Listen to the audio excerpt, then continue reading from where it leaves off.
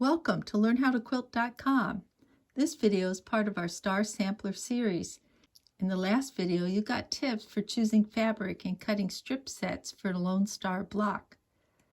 Today, you'll learn how to put this block together without using Y-seams. Hope you stay tuned. Below, you'll find links to the previous videos and to these free downloadable handouts. Now this handout lists yardage requirements, and over here you have the cutting directions for an 18-inch Lone Star. In this video, you're going to see how to make this block without Y-seams. But you'll also find handouts for sewing this block with Y-seams. When all of your strip sets have been cut, you're ready to lay out your diamond. This first strip set goes here. The second strip set goes here. And this last strip set goes here. Before we go any further, I want to remind everybody that all of these edges around this diamond are bias edges. So you want to be very careful when handling these. When you have to match the intersections on diamonds, it's a little different than when you're matching squares. When I put right sides together, like so, this seam and this seam would fit in next to each other. But on diamonds, you can see that the seams are going to be perpendicular to each other, which makes it a little bit more difficult to match. So what I like to do is, before I sew, I'll take this seam here, I'll mark the intersection of the 1/4 inch seam, and I've got this about 1/4 inch from the edge, and actually I've backed it off a little because there's thickness when I put this down. You'll probably want to use a pencil, not this marker, because this marker is going to show through on the other side. So I've marked where those intersections, where you want the diamonds to meet. I've marked on that seam. I need to mark it, need to mark it on this seam. And on this middle piece, I don't just mark one seam, I mark seams on both sides. So I've got those marked. And the last one I need to mark is this one. So I've marked both of those. And now I'll use a 1/4 inch seam allowance to stitch these together. I've moved my diamond over to the machine and I'm ready to sew. I put right sides together. Put this one over to the side there. So we're looking to match this intersection right here. So I'll put a pin through that. And we want to match it up with this intersection over here. And it looks like I've got my pin going right through where that meets. Get everything lined up, and I'll take another pin and pin over here, pin on this side. I'll take that pin out. We'll come down to the next intersection. I'll take my pin and stick it right where these two lines cross. When I come out on this side, I want to be right between the red fabric and the white fabric. And I'm coming over to this place. I want to stick this right in the intersection. I'm off just a little there. I want that pin to go right in that intersection where those meet. I take that pin, I want that pin, I don't want to lay it down yet. I want it standing straight up so I can pin on either side of it. Stick a pin here. I'll stick a pin on this side. When you've got everything pinned, you should have a little ear up here, and that little ear should be about 1/4 inch from the edge here to where this notch is. And let's look on the other end. And on this end, you should also have a little ear, and it should be about 1/4 inch from the edge here to this little notch. Now I'm ready to sew.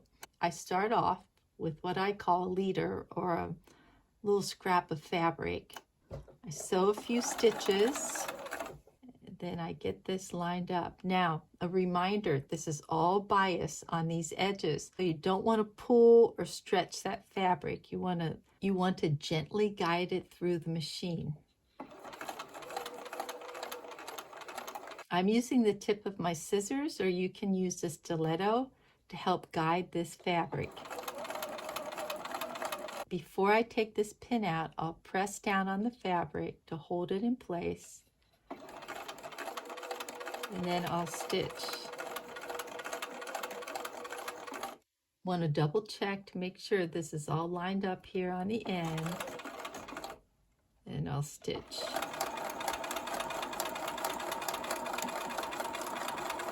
I use another little scrap of fabric to sew off on. This intersection looks pretty good. This intersection looks pretty good. I could take this over and press right now, but I think I'll wait to put this last piece on. This can be tricky, so you might want to refer to your diagram. And even when I'm referring to my diagram, sometimes I get this mixed up. So this piece goes like this. Just be aware that you want to double check to make sure everything's in the right place before you start sewing. So I'll put right sides together. I'm going to put my pin through that intersection there, come out on this side, and then I'm going to try to find that intersection over here, up almost there. There's that intersection. I line these sides up like so, and I take a pin and pin on this side. Remember, you want to keep this pin perpendicular to your pieces here. Pin the other side, pin in the intersection, come across, hit that intersection, keep your pin perpendicular, and pin on either side. Remind myself that I'm sewing on bias, and then I'll stitch. I'm not pushing or pulling this, I'm just gently guiding this through. Just barely touching it. I'm letting my sewing machine do all the work here. So before I take this pin out, I'm going to press down on that spot.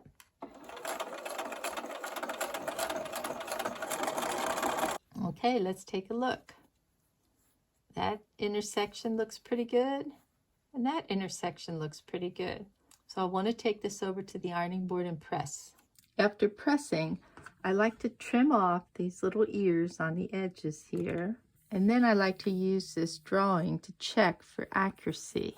This might be a little long there. Down here, I'm a little short right there. It's looking pretty good on these sides. Let's see. I'm a little short up on top. If you're just off a 1/16 or less, so I think this will be okay. You might find that some of the diamond intersections don't match up. So there's a couple things you can do about this. First, I go to pressing because, as I said earlier, I often find that most of my problems with this block involve pressing. I see where these intersections meet, and if I take and if I press in this direction, now I really do not want to push or pull these ends here because they're all bias.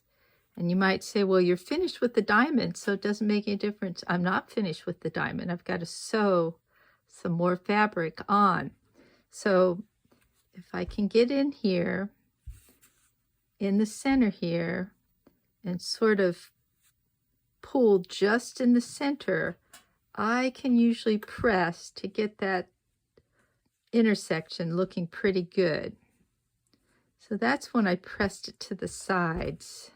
Okay, so sometimes, even if you press it to the side, I'm looking at this intersection right here. If I press it to the side, I'm sort of pulling it back a little. I'm not pulling it out here, I'm pulling it in here, and I see, well, if I press that to the side, that might work.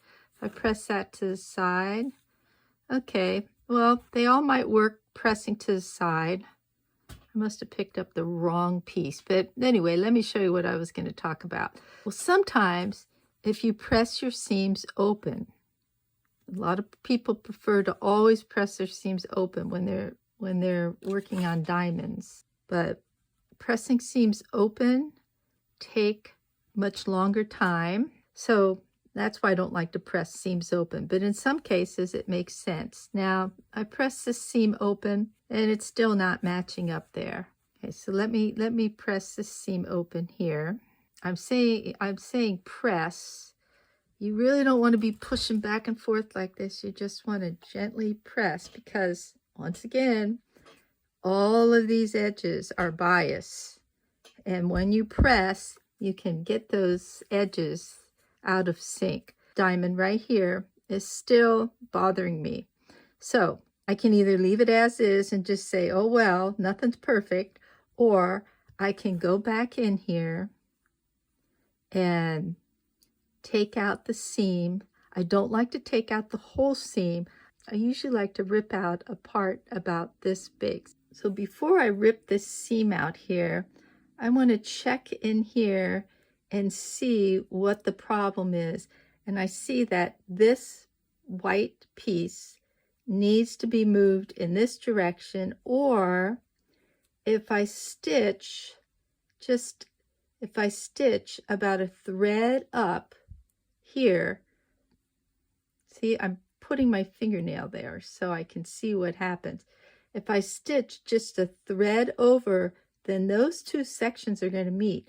So before I rip this seam out, I'm going to go over and sew a thread over, and I'll be right back. A thread over, and actually it's 2 threads over. I'll rip out this other seam now. So I've ripped out that seam, and let's see how this is going to work. So now that's pretty close. Let me go back and press. That looks much better. Lay out your blocks.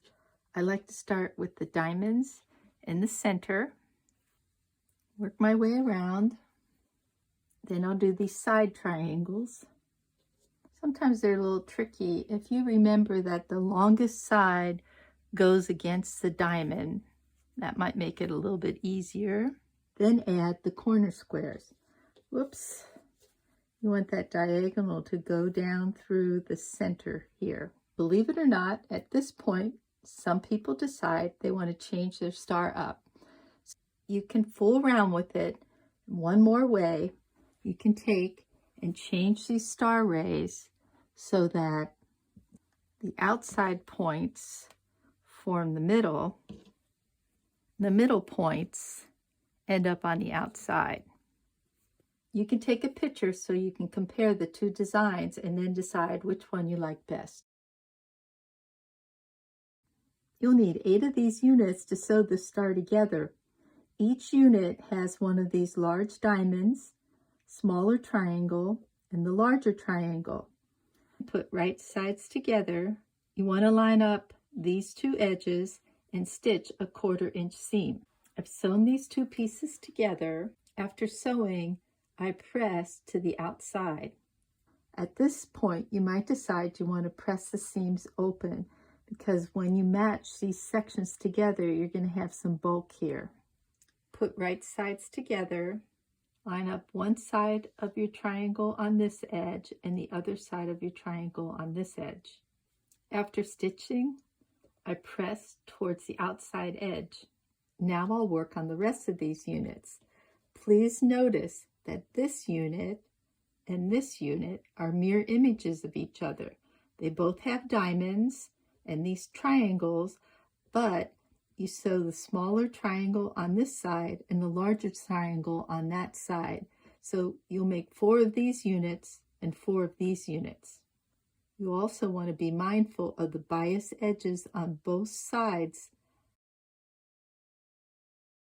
When all of your pieces have been pressed and sewn together, you want to trim off these little ears. Now these 2 pieces have turned out pretty nice and straight along the edges, but often your pieces will end up with a little extra fabric along this edge or along this edge. Actually, we cut these just a little bit bigger than you need it. To get the exact size, you would have added 7/8 of an inch seam allowance, and we added an inch. So you can always trim these down, but you can't add fabric to these. So I like to line this up along the bottom and then trim. I don't trim too much off, but I see that I want this line to go straight here. And then this is a 45-degree angle. And you can see that this fabric is actually in a pretty good spot. It's right here where I've gone inside. So what I'll do is I'll just trim a little bit of that off there. I'll attach a note on here to remind me that that's cut a little short there. So usually I'll tell you not to trim your blocks, but in this case, I like to trim just a little off. So we've got that 45-degree angle there. And over here, I'll just trim a little bit of that off. After everything's been trimmed, you're ready to sew 2 of these sections together. You're going to have to match each one of these intersections. So I'll put my marks on those intersections. And the reason why I didn't do this before is because now I've got this sewn together and I'm lining up my ruler with this edge and this edge down here. And you see that I'm a little short up here. So let me mark that edge.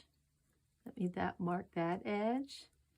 Remember when I noticed that there were little places that were a little short?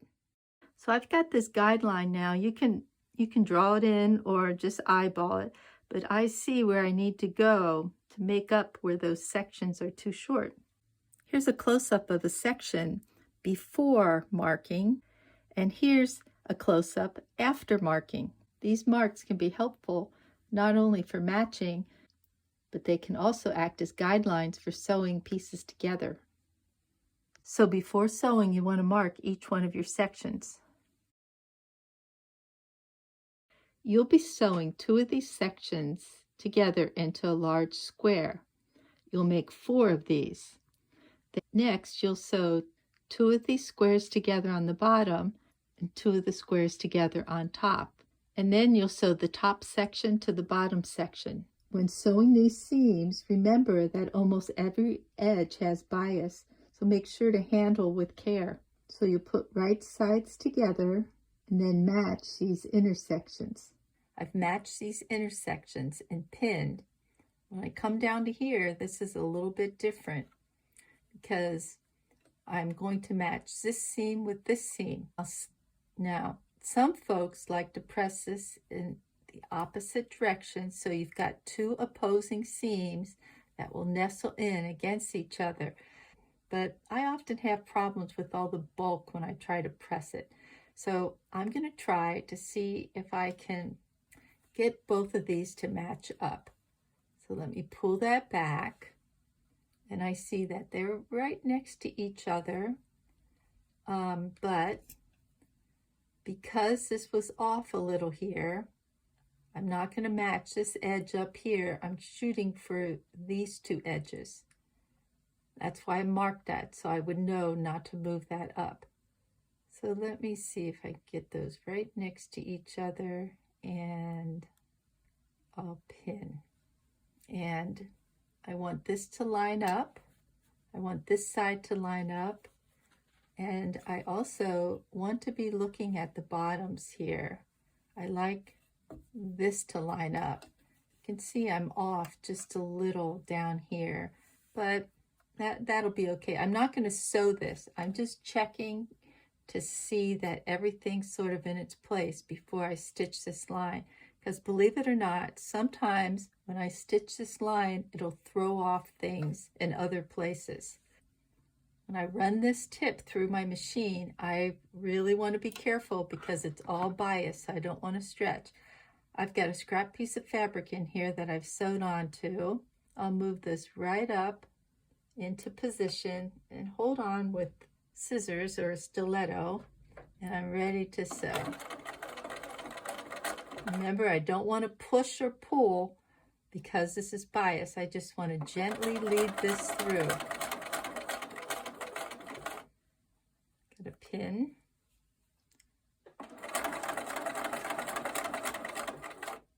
So I want to hold this in place with my scissors while I take out this pin, and I'll continue sewing.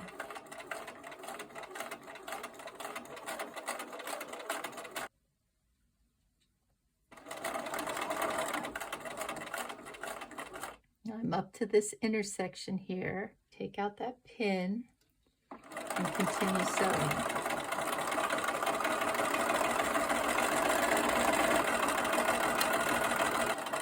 I like to sew off onto another scrap of fabric. Okay, and let's open this up and see how that matches. That looks pretty good right there. That looks pretty good. And that looks pretty good. Take this over to the ironing board and press. I press my seams and I'm checking to make sure my block measures 9.5 inches. At this point, most folks prefer to press these seams open. But for some reason, I have better luck if I press these in opposite directions. So this seam goes that way, this seam goes that way. This seam is pressed in this way, and that seam goes that way. So put right sides together, pin, and then stitch. After sewing, I press these seams in opposite directions. This seam goes that way, and this seam goes that way. Once again, most folks prefer to open those seams, but for some reason, I just like those opposing seams. When you start pinning these last two sections together, you'll want to start in the center and match this point, and then pin out in one direction, and then pin to the other direction. So make sure when you're pinning that these edges line up here. You're not going to sew these edges down here, but it just makes everything go together much more nicely if these things line up. So I'm going to touch these seams here, and you can see where my mark is, so I can move this up just a little because I want from here to here to be 1/4 inch seam. I'll pin that. I'll pin down at this edge. Let me come back in here. I'm going to pull this back, and you might notice that these seams are a little bit easier to match than the previous ones. We'll put those together there, and I'll pin. So before I go any further, I want to come down to this end and show you that I've got this big pucker here. If I get these ends lined up or pretty close to lined up, this pucker results. And I don't like that pucker. So you could take out some of these seams and readjust them, but I don't like doing that. Often you can put the pucker side down against your feed dogs, and your feed dogs will automatically redistribute that pucker across your seams. Now this is a pretty long stretch here, so I'm going to add another pin in here to sort of redistribute that pucker from this edge and this edge. But since I'm going to be sewing on the other side, I'm going to put my pin on the other side. Pin it right there. I'll move this pin to the other end. And let's see, let's take this pin out. I'll readjust these pins to the center. So I'm going to start sewing in the center in this direction. Let me double check. Let me double check to make sure that everything lines up. And you can see from this fabric that I used, you're not going to notice whether the center lines up or not, but I just want to, just like it to match there. Okay. Let me take this pin out, hold that in place.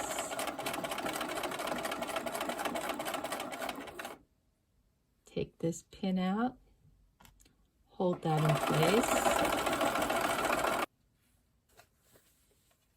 Oops, I forgot this pin. holding that in place.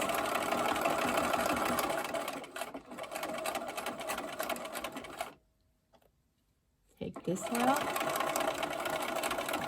Underneath here is where that fabric, that extra fabric is. So I'm going to go slow.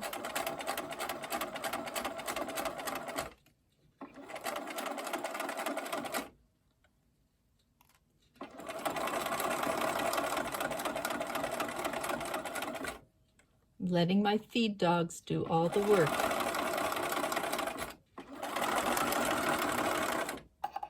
It looks like the fabric's been distributed evenly across this edge. Turn my fabric around. I don't need this inside here when I start in the center. So I'm ready to begin.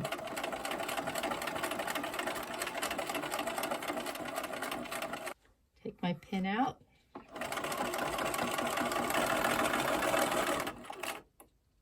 So let's see what this looks like.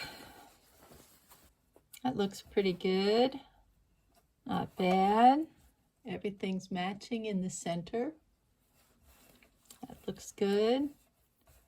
And down here, that looks good. So let me go over to the ironing board. And here's my Lone Star block. I like the way this white fabric turned out here. I was a little worried about that larger print, but I think it looks okay.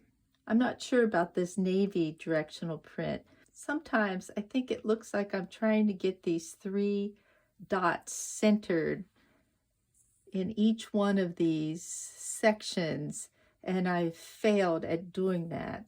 But then I think since these diamonds are spread out, it might not be as noticeable. I also used a small directional print in the center here. I see a little problem right here. Now it looks like I've got a little spot right here, or that maybe I'm off matching that center, and I'm kind of proud of that center because it matches really well. I can live with this, but I just wanted to show you what might happen when using directional prints. In our next video, you'll learn how to make a 5-pointed circle star. It's the last block in this series, and it's quite challenging. Hope you stay tuned. Thanks for visiting LearnHowToQuilt.com. Please like, subscribe, and share our videos with your friends. Remember, if you're trying to find us on the internet, type in LearnHowToQuilt.com. Don't forget the .com.